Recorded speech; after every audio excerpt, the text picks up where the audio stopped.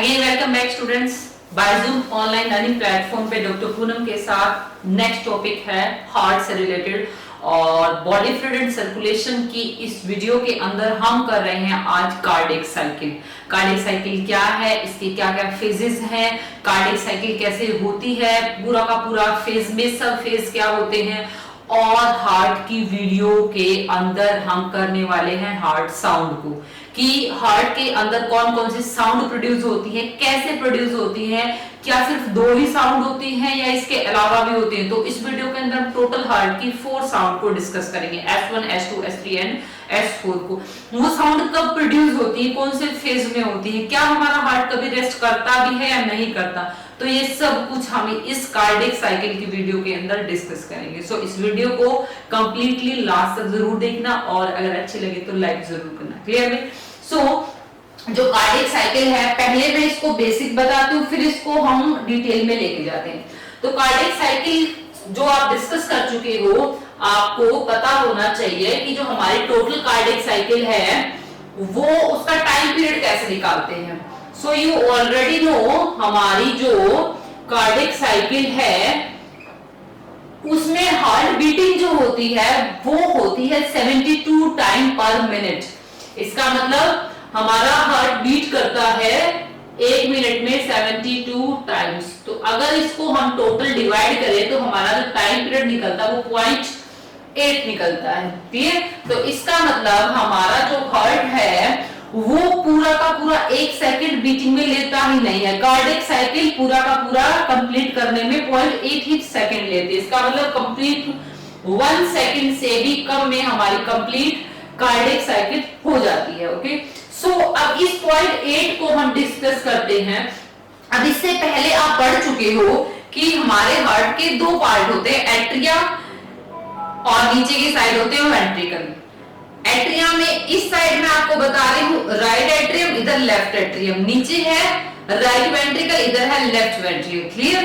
अब आपको ये पता है कि right atrium receive the deoxygenated from the inferior vena cava and superior vena cava. Clear? और जब हार्ट पंप करता है तो राइट एट्रियम से राइट वेंट्रिकल के अंदर ब्लड चला जाता है और राइट वेंट्रिकल से डीऑक्सीजनेटेड ब्लड पंप कर दिया जाता है toward the pulmonary trunk. Clear? Left part की तरफ pulmonary veins oxygenated blood from the lungs pour करती हैं किसके अंदर, राइट एट्रियम में, और राइट एट्रियम से जो ऑक्सीजनेटेड ब्लड है it is transported towards the left ventricle, और लेफ्ट वेंट्रिकल से ये ऑक्सीजनेटेड ब्लड पंप कर दिया जाता है toward the aorta and aorta supply the oxygenated blood through whole the body. Clear? इतना आपको ये पता है। इसके अलावा आपको ये भी पता है कि there is bicuspid and tricuspid wall between the atria and ventricle। Clear?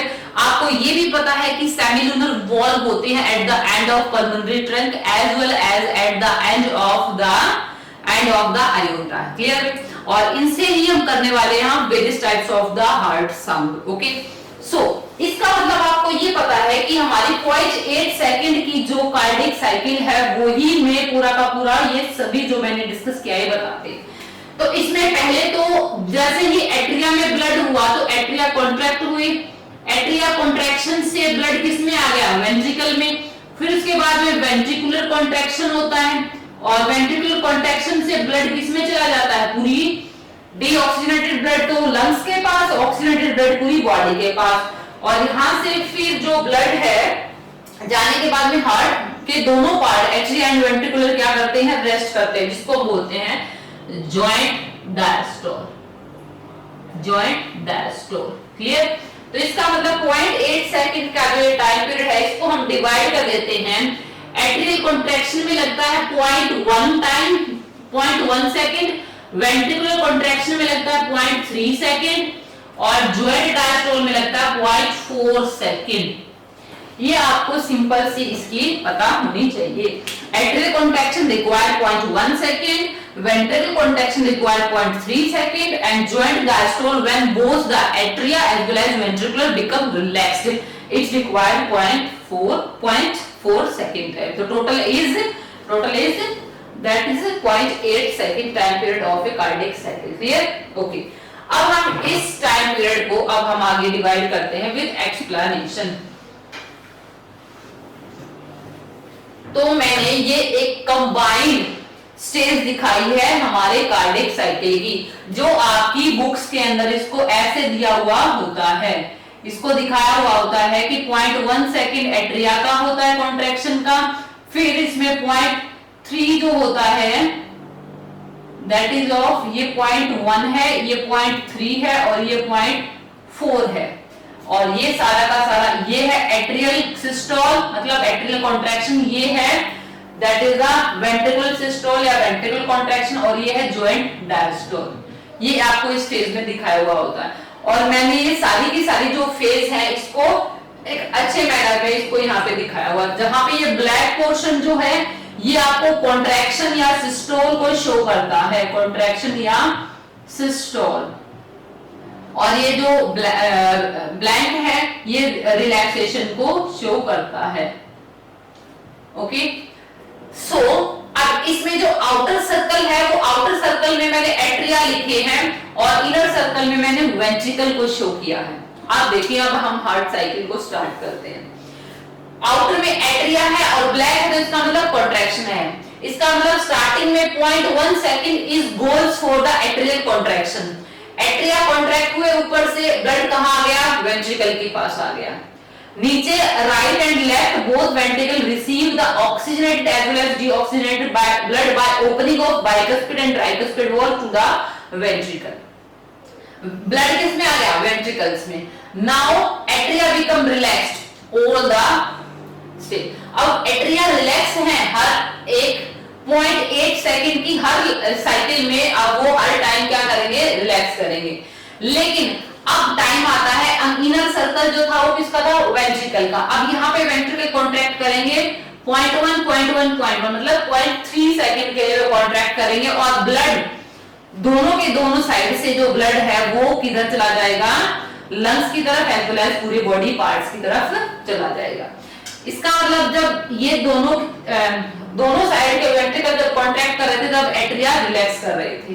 Okay, लेकिन अब आगे देखिए इसके बाद में नेक्स्ट 0.1 मतलब 0.4 जो टाइम पीरियड है 0.4 सेकेंड का, it is the relaxation time period of both atria as well as ventricle. यहां पर एट्रिया और वेंट्रिकुलर दोनों के दोनों part of heart become relaxed. इसका मतलब कार्डियक साइकिल को हम 3 पार्ट में डिवाइड करते हैं। एट्रियल कॉन्ट्रैक्शन 0.1 सेकेंड का, दूसरा होता है हमारा that is of ventricular contraction 0.3 second का, और तीसरा है जॉइंट डायस्टोल का, जिसके अंदर atria as well as ventricle ये दोनों के दोनों part of the heart are become relaxed. Clear, ये अभी बेसिक चीजें। अब इसको हम ये बेसिक चीजें नीट के अंदर डायरेक्ट नहीं पूछी जाती, इसको थोड़ा सा कॉम्प्लेक्स वे में किया जाता है और इसको हार्ट की बहुत डीप से सिचुएशन के अकॉर्डिंग पूछा जाता है। तो वो क्या क्या सिचुएशन हो सकती हैं, अब इसको मैंने डिवाइड किया है। अब देखिए, आप मान लीजिए हार्ट कॉन्ट्रैक्ट करके और रिलैक्स हुआ है। जब हार्ट रिलैक्स होता है तब उस टाइम से वेंट्रिकल के अंदर ब्लड होता है, इसमें राइट की तरफ डीऑक्सीजनेटेड ब्लड होता है, लेफ्ट की तरफ ऑक्सीजनेटेड ब्लड होता है। हम वहां से कंडीशन को स्टार्ट करते हैं। सो फर्स्ट स्टेज है कार्डियक साइकिल की वेंट्रिकुलर सिस्टोल। पहले वेंट्रिकल कॉन्ट्रैक्ट करेंगे, और वेंट्रिकल कॉन्ट्रैक्ट करेंगे तो राइट साइड और लेफ्ट साइड से ब्लड किधर, pulmonary trunk as well as aorta में ट्रांसपोर्ट हो जाएगा। तो वेंट्रिकुलर सिस्टोल को हमने डिवाइड कर दिया आगे isometric contraction as well as period of ejection. इसको चेक कीजिएगा, एम्स के अंदर क्वेश्चन पूछा गया था, what is isometric contraction and isometric relaxation की फॉर्म में क्वेश्चन पूछा गया था। अब आइसोमेट्रिक कॉन्ट्रैक्शन क्या है, ये वेंट्रिकुलर सिस्टोल का फर्स्ट पार्ट है, और इसमें होगा क्या, बाइकुस्पिड एंड ट्राइकुस्पिड। अब बाइकुस्पिड किधर की तरफ है, from the left side, and tricuspid किधर है, राइट साइड की तरफ। और ये दोनों के दोनों वॉल अब यहाँ पर पहले क्लोज होंगे, क्योंकि वेंट्रिकल कॉन्ट्रैक्ट करने जा रहे हैं तो वेंट्रिकल के अंदर से ब्लड एट्रिया में ना चला जाए, तो पहले उनके ऊपर से बाइकुस्पिड एंड ट्राइकुस्पिड वॉल को बंद करना जरूरी होता है। तो यहाँ जैसे ही कस्पिड वॉल क्लोज होते हैं तो हार्ट की फर्स्ट साउंड S1 प्रोड्यूस होती है, that is love. Okay, and the love sound is require high time intensity. हम इसको एक नई वीडियो के अंदर डिस्कस करेंगे, what is the difference between the heart sound love and dub. Okay, अब जैसे ही, क्योंकि वेंट्रिकल के अंदर ब्लड भर रहा होता है तो वेंट्रिकल के अंदर प्रेशर बढ़ रहा होता है, और जैसे ही प्रेशर बढ़ रहा होता है, प्रेशर पीक पे चला जाता है वेंट्रिकल में, तो बाइकस्पिड एंड ट्राइकस्पिड बंद हो जाते हैं, क्योंकि एट्रिया के अंदर प्रेशर कम हो जाता है उस टाइम। तो प्रेशर डिफरेंस की वजह से वॉल्व बंद हो जाते हैं। जैसे ही बाइकस्पिड एंड ट्राइकस्पिड वॉल्व बंद होते हैं, first heart sound love produce होती है। क्लियर? ओके, इसके अलावा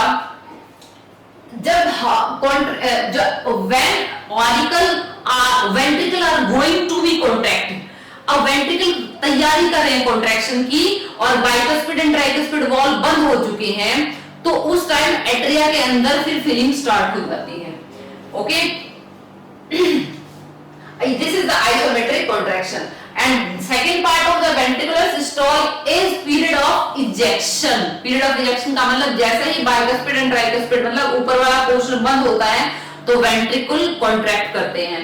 तो वेंट्रिकल कॉन्ट्रैक्ट करेंगे तो राइट साइड से डीऑक्सीजनेटेड ब्लड पल्मोनरी ट्रंक के अंदर और लेफ्ट साइड से अयोर्टा के अंदर ट्रांसपोर्ट हो जाएगा blood. So this is the opening of semilunar wall, क्योंकि पल्मोनरी ट्रंक और अयोर्टा के नीचे जो वॉल होता है उसको हम बोलते हैं pulmonary semilunar valve as well as aortic semilunar valve, और ये दोनों के दोनों वॉल ओपन हो जाएंगे। तो जो वेंट्रिकुलर सिस्टोल का सेकंड पार्ट है पीरियड ऑफ इजेक्शन में, as there is opening of the semilunar valve, by that there is the pumping of blood from the ventricle toward the lungs as well as the body part। clear? तो ये था सब कुछ ventricular contraction systole के अंदर। और when the ventricle are going to be contracted, तब auricle के अंदर क्या होता है, फीलिंग स्टार्ट हो जाती है फ्रॉम द veins। veins का मतलब अब यहाँ पर जो हमारा राइट साइड का ऑरिकल है, it receive the deoxidated blood from the inferior vena cava, it is a vein। और the left side का auricle है, it is also receiving the oxygenated blood from the pulmonary vein। so auricle दोनों के दोनों उस time receive कर रहे होते हैं blood from the veins। okay, तो this is the first part of the cardiac cycle, that is the ventricular systole। अब second part है cardiac cycle का, that is the ventricular diastole। जैसे ही वेंट्रिकल ने पंप कर दिया ब्लड, और blood pumping होने से किस में चढ़ गया है, वो फर्दर पार्ट्स में चढ़ने के बाद में अब वेंट्रिकल क्या हो गए हैं, खाली हो गए हैं, and they going to be relax. और when the ventricle are going to be relax, तो उसको बोलते हैं ventricular diastole. As there is continuous decrease in the pressure in the ventricle, तो उस प्रेशर की वजह से अब क्या होंगे, there is a closure of the semilunar valve, और ये semilunar valve at the end of the pulmonary trunk as well as aorta produce A second heart sound, and that is the dub. It is lub, it is dub. Okay, तो dub sound require less time period. Okay, और अगर मैं आपको basic में बताऊं तो जो love sound है वो इसकी पिच इतनी होती है और डब साउंड की ऐसे होती है। ओके, तो हम इसको नेक्स्ट में भी डिस्कस करेंगे। सो मैंने आपको प्रोनाउंसिएशन से थोड़ा इसमें भी क्लियर किया है लव और डब।